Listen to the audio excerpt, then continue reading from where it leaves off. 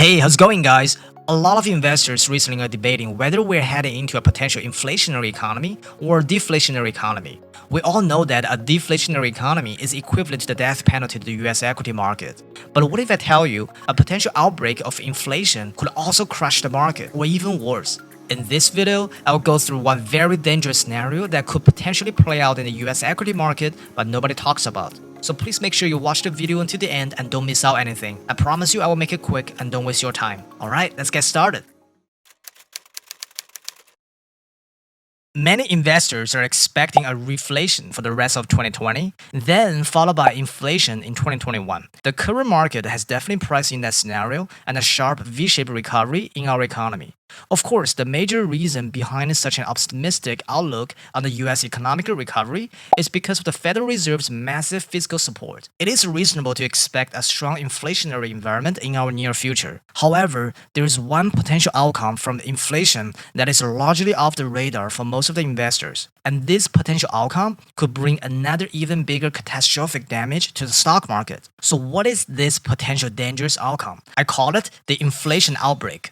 Due to the massive fiscal support in such a short period of time, we might have a very sharp increase of inflation rate in the coming years that is way above the Federal Reserve's annual target, and this inflation rate stays high where it drags the Fed into a very difficult situation. The Fed has probably realized this problem. That is why recently, the Fed has been slowly and quietly reducing their balance sheet. The stock market is very sensitive to the Fed balance sheet in the short term. For example, the Fed started reducing their balance sheet on the 10th of June, right after the June Fed meeting. Then, the very next day, the S&P 500 crashed 6% in one single day. Coincidence? I don't think so. This correlation definitely shows how fragile this market is to Federal Reserve's fiscal attitude. So why this inflation outbreak could be extremely damaging for the stock market?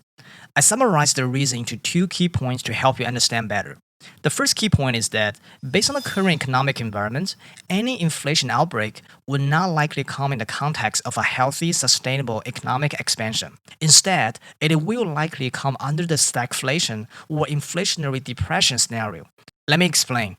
To understand this, we need to understand one unique thing about this year's COVID-19 crisis. Unlike most of other bear markets, which were mainly caused by either the liquidity crisis like 2008 or the demand shock like 1930s, this year we're having a very unique situation called the supply shock. That the nation's food supply chain is breaking. The supply chain is a huge problem, just getting those swabs, even getting the simple things like pipettes. The supply chain is absolutely broken.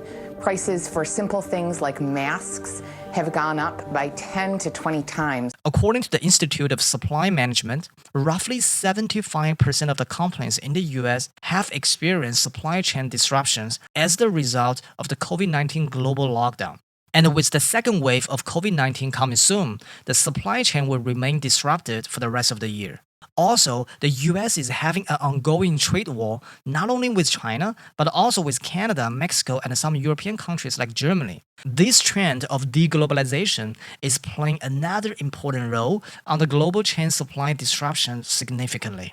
So this global supply chain disruption is the perfect storm for a cost-push inflation outbreak, where a decrease in supply results in a sudden rise in prices. The reason we're not seeing an inflation outbreak yet is because the spending also collapsed due to the lockdown. Most of the businesses were forced to close temporarily to stop the virus spread. But once the business slowly reopen and the people slowly go back to their normal life, we will see the demand increases at a much faster pace than the supply. And that would take us to the second key point. The extreme fiscal and monetary policies we had in March will actually backfire the economy and accelerate the negative impact of supply shock. What does it mean? During the COVID-19 crisis, in order to provide the liquidity on the demand side and support individual and business incomes, the government directly gave American people in total $2.2 trillion, mainly through two ways: Paycheck Protection Program and the stimulus checks. Once the economy starts to reopen slowly, with all this new money flooding into the market,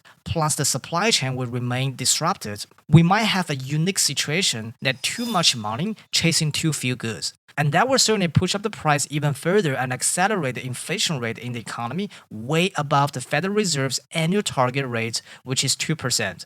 So here's where the trouble comes. When the inflation rate stays at a high level on a consistent and a sustainable basis, it will put the Federal Reserve in a very difficult position. Either they stay dovish, protect the stock market, but let the inflation stay out of control, or they can turn hawkish to control the inflation, but that will crush the stock market. In my opinion, what I see how the Federal Reserve will deal with this potential inflation outbreak is through these two phases. Phase 1. The Federal Reserve will quietly end the extremely dovish, whatever it takes fiscal policy and slowly reduce their balance sheets as much as possible. We actually already saw the potential beginning of this phase last week. During the Fed meeting, they sent investors a strong signal that the Fed will be less dovish in the near future. And the stock market immediately responded with a really negative 6% single-day crash. It's still too early to tell if this is really the beginning of the end of the extremely dovish Fed. We will have a much better picture with the coming July and August data.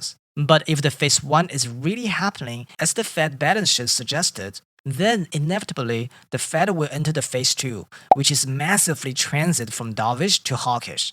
That will include the raising interest rate and the tightening up the money supply to control the coming inflation outbreak until the supply matches the demand with massive stimulus money in the market. If that happens, the stock market will have another huge crash to price in the hawkish Fed. Right now, the market is still very optimistic, not only about the economic recovery, but also about the Fed will still remain extremely dovish. A potential inflation outbreak caused by this mismatch between the disruption on the supply side and the massive money supply on the demand side is definitely a risk the market hasn't fully priced in yet. And that definitely deserves our attention. Especially we need to keep our eyes on the Fed's balance sheet in July and August, because that will give us a much better clue on the Federal Reserve's attitude over the potential inflation outbreak. Alright, that will be the end of this video. I will definitely keep you guys updated whenever there is any move from the market and as well as from the Fed. If you are new to this channel, my name is Vic. I make videos every week to share some of my thoughts on what is going on in the financial market, and also what are the trade ideas or investment opportunities that you should pay attention to in the market. If you are interested in the world of finance and business and find that my videos have been valuable to you, please consider subscribing. Thanks so much for watching, and I will see you guys soon.